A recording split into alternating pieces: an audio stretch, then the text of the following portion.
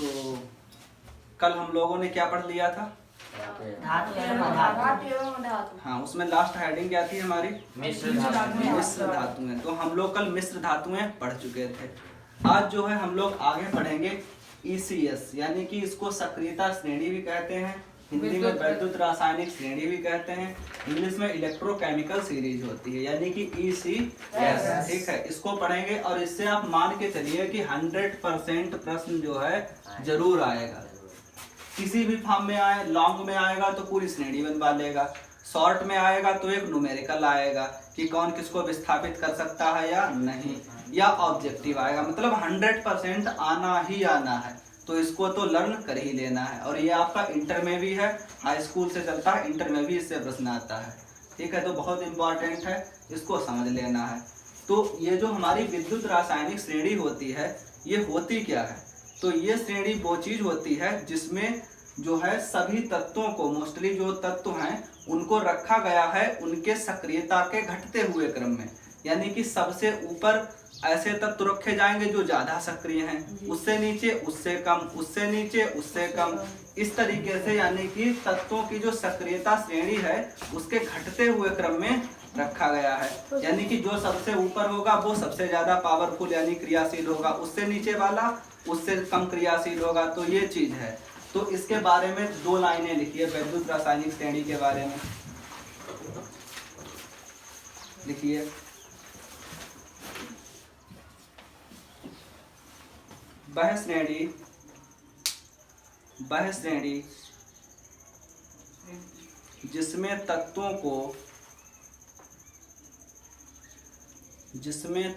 को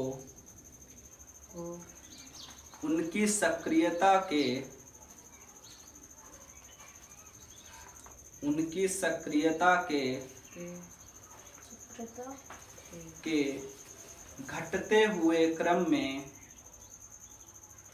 घटते हुए क्रम में रखा जाता है।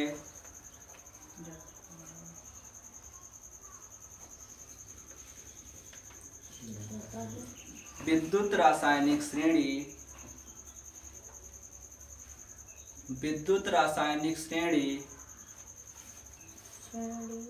कहलाती है।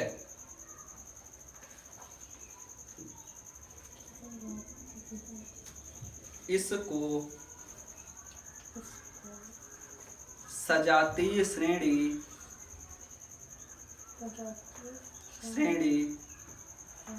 भी कहते हैं। इसको सजातीय श्रेणी भी कहते हैं। तो ये तो हो गई इसकी डेफिनेशन। ठीक है, अब हमें इसके बारे में पढ़ना है कि इसमें कौन कौन से तत्व आते हैं, कौन ज्यादा सक्रिय है, कौन कम सक्रिय है। ठीक है, तो हम लिख देंगे, बोर्ड पे थोड़ी सी जगह कम पड़ेगी। तो देखो, ये लिखा है लिथियम, Li का मतलब लिथियम, फिर उसके बाद में पोटेशियम का मतलब K, फिर बैरियम यानी कि Ba, फिर स्ट्रेंशियम यानी कि Sr, फिर कैल्शियम, उसके बाद में सोडियम, फिर मैग्नीशियम, फिर एल्युमिनियम, फिर मैग्नीज, फिर जिंक, फिर क्रोमियम, फिर आयरन, फिर कैडमियम, फिर कोबाल्ट, फिर निकिल, फिर टिन, फिर प्लम्बम, फिर हाइड्रोजन, फिर कॉपर, फिर पारा, फिर अर्जेंटम यानी कि चांदी, फिर प्लेटिनम और फिर गोल्ड। गोल्ड का मतलब Au यानी कि आयरन। ठीक है, तो ये हमारी श्रेणी है, ये बिल्कुल लाइन से चलती है। इसका मतलब ये है जो हमें लिथियम दिख रहा है ये सबसे ज़्यादा पावरफुल है, यानी कि सबसे ज़्यादा सक्रिय है। पोटेशियम उससे कम सक्रिय है, फिर बैरियम उससे कम, स्ट्रेंशियम उससे कम, कैल्शियम उससे कम। तो इस तरीके से सोडियम उससे कम, ये कम होते हुए चले जाएंगे। ठीक है। अभी सौरभ कोई गाना गा रहे थे, चलो सुनाओ। अब गलत हुआ तो पिटाई। लिखवासर का नाम मंगल मंजन कर फिकर कोनी सन पब हक हज अज पटा। हाँ बिल्कुल सही है। तो इस श्रेणी को हम इस गाने के माध्यम से याद कर सकते हैं। जो हमारा LI के है इसको क्या कहेंगे? लिख। BASR बासर, CANA काना, MGAL मगल, MNZN मंजन, CR कर, FECD फिकड़, CONI कोनी, सन पब हाकू हज अज पटाओ। ठीक। तो इसको जो है हम लोग फ्लो में 2-3 बार बोलेंगे, पहले हम बोलेंगे फिर आप बोलेंगे, याद हो जाएगा जिनको नहीं याद है। ठीक है। तो लिक बासर काना, मगल मंजन कर फिकट कोनी, सन पब हाकू अज पटाओ। लिक बासर काना, मगल मंजन कर फिकट कोनी, सन पब हाकू अज पटाओ। लिक बासर काना, मगल मंजन कर फिकट कोनी, सन पब हाकू अज पटाओ। लिकवासर काना, मगल मंजन कर फिकट कोनी, सन पब हाकू अज पटाओ। तो देखो गाना तो याद हो गया होगा, लेकिन ध्यान देने वाली बात यह है कि आपको गाना तो याद है, गाने के अंदर जो तत्व छिपे हैं वो याद ही नहीं है। ठीक है। तो अगर आप लिख कह रहे हो तो आपके दिमाग में इमेज बननी चाहिए कि LI अलग है, K अलग है। ठीक है। LI अलग है और K अलग है। और LI से होता है लिथियम, LI से क्या होता है? लिथियम होता है। और K से होता है पोटेशियम, क्या होता है? पोटेशियम। और Ba से होता है बैरियम। और SR से स्ट्रेंशियम लिखते जाएं। ठीक है। इनके नाम भी लिखते जाएं। Ca से होता है कैल्शियम, Na से होता है सोडियम, Mg से मैग्नीशियम,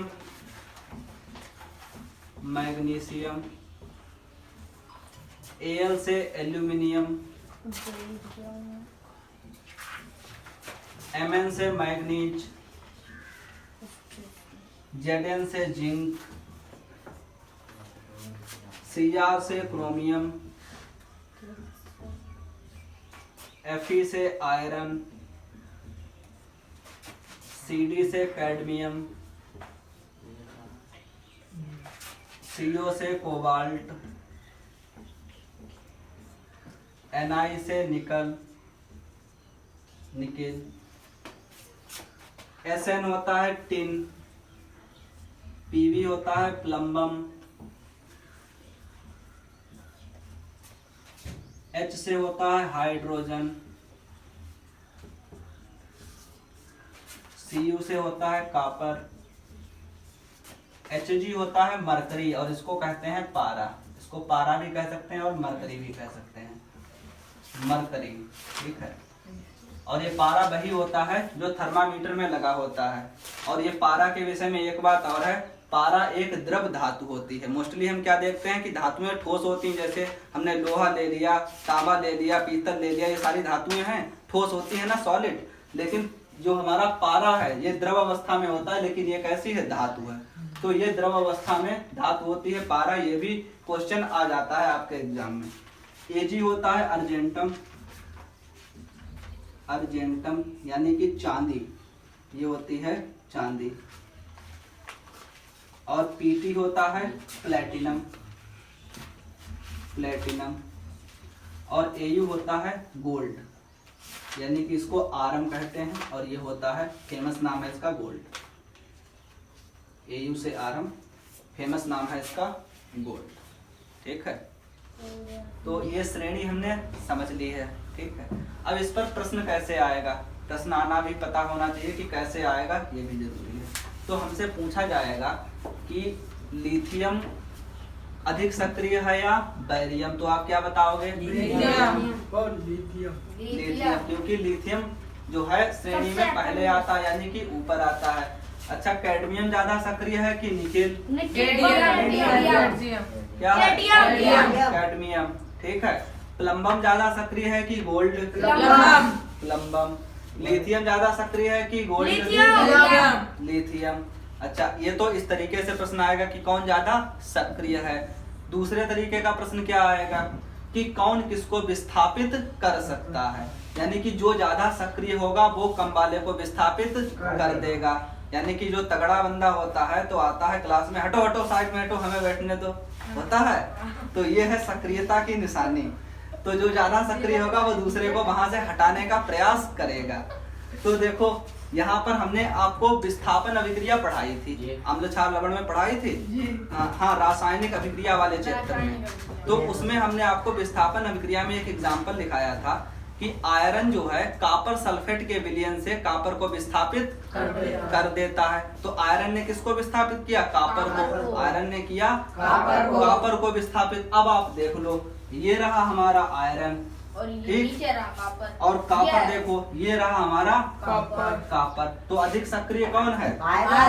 तभी आयरन ने कापर को कर दिया विस्थापित। ठीक है, तो दूसरा प्रश्न समझ गए कैसे आता है? विस्थापित कर देता है, एक ऐसे प्रश्न बनता है। एक प्रश्न और इसमें बनता है, आपको एक रासायनिक अभिक्रिया दे दी जाएगी और उस अभिक्रिया में क्या किया जाएगा, आपसे पूछा जाएगा क्या ये अभिक्रिया संभव है या नहीं है।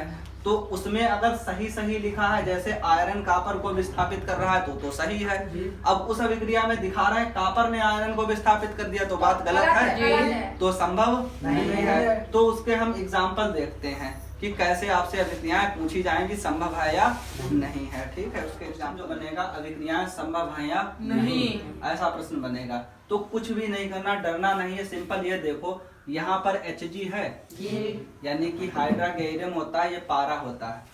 तो ये Hg देखो यहाँ पर H2 को कर रहा है विस्थापित। यहाँ पर H2 था, SO4 के साथ कौन जुड़ा था? H2, यानी कि हाइड्रोजन जुड़ा था। अब इस Hg ने इस हाइड्रोजन को हटा दिया और अपने आप SO4 के साथ जुड़ गया। देखो जुड़ा हुआ दिख रहा है। तो क्या हुआ, इसने इसको कर दिया विस्थापित इस रिएक्शन में। अब हमें बताना है क्या ये संभव है कि नहीं है। कैसे पता करेंगे? अगर Hg का स्थान H2 से ऊपर हुआ तब तो ये विस्थापित कर ही देगा, क्योंकि ये ज्यादा सक्रिय होगा, ये कम तो विस्थापित कर देगा। अगर नहीं है तो नहीं कर पाएगा। तो हम देखते हैं, देखो Hg कहाँ है, ये रहा Hg हमारा, ये रहा, और हाइड्रोजन हमारा ये रहा। तो श्रेणी में ऊपर कौन है? तो अधिक सक्रिय कौन है? हाइड्रोजन। और ये वाला क्या है? कम सक्रिय। तो कम सक्रिय अधिक सक्रिय को विस्थापित कर पाएगा? नहीं कर पाएगा। तो ये वाली रिएक्शन संभव नहीं है। तो पहली वाली जो हमारी रिएक्शन है ये संभव नहीं है, संभव नहीं है।